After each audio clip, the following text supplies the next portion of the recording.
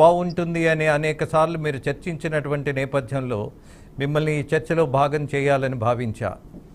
మీ దగ్గర నుంచి ఒక కన్స్ట్రక్టివ్ సూచన ఒకటి కావాలని అనుకుంటున్నా. నిజం చెప్పాలంటేనండి, ఇవాళ కొత్తగా వచ్చింది కాదండి. ఫోర్త్ ఎస్టేట్ అండ్ జర్నలిజాన్ని మనం అనుకుంటాం. ప్రపంచం అనేక కుంభకోణాలు బయట తీసి దిశానిర్దేశం కూడా వ్యవస్థ చేసిన ఈ జర్నలిజం మా దగ్గరకు వచ్చేటికాడు రాజకీయ నాయకులు కావచ్చు, ఇంతకుముందు మీరు అన్నట్టుగా సినీ డైరెక్టర్స్ కానివ్వండి, సినిమా హీరోస్ కానివ్వండి, అందరి మీద వ్యక్తిగత జీవితాల్లో తొంగి చూస్తూ వారిలో ఉన్నటువంటి ప్రతిభా పాట వాళ్ళకి కనిపించకుండా చేస్తూ ఉన్నారండి. ఒకప్పుడు నేను నా అనుభవంలో ఉన్నానంటే ఎన్కౌంటర్ కమాండ్ అనే 2 మ్యాగజైన్స్ మా జీవితాలన్నీ అనేక మంది యంగ్స్టర్స్ రాజకీయాలకు వస్తే చిందర వందరగా కూడా చేయడానికి ప్రయత్నాలు కొనసాగించాయి, ఎదుర్కొన్నాం. కానీ ఈ రోజున ఒకటి కావాలండి. ఇంతకుముందు మీరు అన్నట్టుగా అటు వరలక్ష్మి గారు కానివ్వండి, చనిపోయినటువంటి జయలలిత గారిని ఇప్పటికీ కూడా వదలకుండా, ఇప్పటికీ ఆమె కూతురు ఎవరు, ఆ భర్త ఎవరు అంటూ ఆరాలంలోనే పోతున్న ఈ వ్యవస్థలో ఒక కన్స్ట్రక్టివ్ డెసిషన్ లోకి మనం వెళ్ళాలంటే కొంత సెన్సారింగ్ కూడా ఉండటం జరగాలి. జర్నలిజం అనేది వ్యాపారం కాదు. నా ఇంట్లో కూడా నాకు భార్య ఉంది, చెల్లి ఉంది, సమాజంలో వాళ్ళ పాత్ర ఉన్నతమైంది.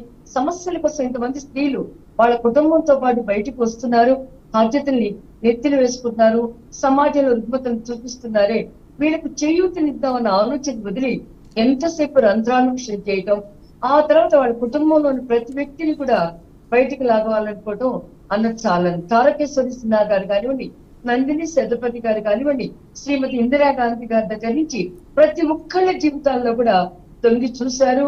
ఈ రోజుకి కూడా వదలకుండా వాళ్ళని వెంటాడుతూనే ఉన్నారండి. దయాగా చనిపోయిన దానికి కూడా మనకు రీజన్ తెలుసు. ఇవన్నీ ఆలోచించుకుంటున్నప్పుడు ఒకటేనండి, మాలోనూ ధైర్యం కావాలి. ట్రోలింగ్స్ కి భయపడొద్దు. మేము అవసరమైతే సామాజిక బాధ్యతలను ఎలా నెత్తిన వేసుకున్నామో, అవసరమైనప్పుడు ఆ మీడియా హౌస్ ముందుకు వెళ్ళి కూడా మీకు వ్యక్తిగత జీవితాలు తప్పితే ఇంకేమి లేవా అని ప్రశ్నించే ధైర్యాన్ని, ఏది జరిగినా మనకు నష్టం ఏమి లేదు, మనం ధైర్యంతో ఐకమత్యంతో వెళ్తామని 10 మంది స్త్రీలు ముందుకు వచ్చి వాటిని ఎదిరించినప్పుడు కొంతవరకు మానసిక స్థైర్యం వాళ్ళకి తగ్గిపోతుందండి. రెండోది, కొంత నియంత్రణ కూడా రావాలి. అసలు యూట్యూబ్ మీద అయితే నియంత్రణ ఎక్కడా కనిపించడం లేదు. ఇటు చూసినా ట్రోలింగ్ ఉంటుంది.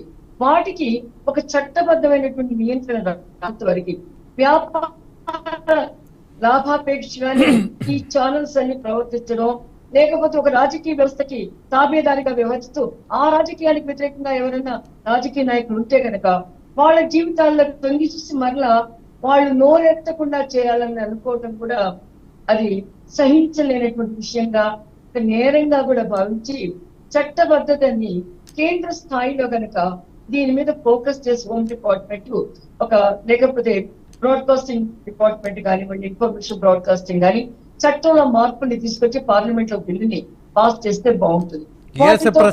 ఇవన్నీ చట్టం వచ్చినా కూడా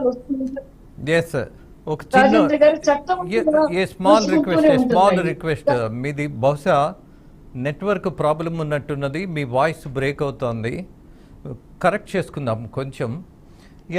రజనీ గారు, అవినీతి అధికారుల కంటే, రాజకీయ నాయకుల కంటే కూడా ఇవాళ ముసుగేసుకున్న వాళ్ళతో చాలా ప్రమాదం ఉన్నది. విధ్వంసం జరుగుతుంది, విధ్వంసం.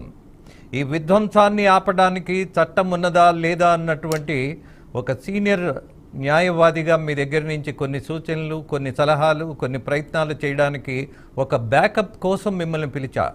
మిమ్మల్ని పార్టీ నేపథ్యంగా పిలవలా. రెండోది, మీ పార్టీ కంటే కూడా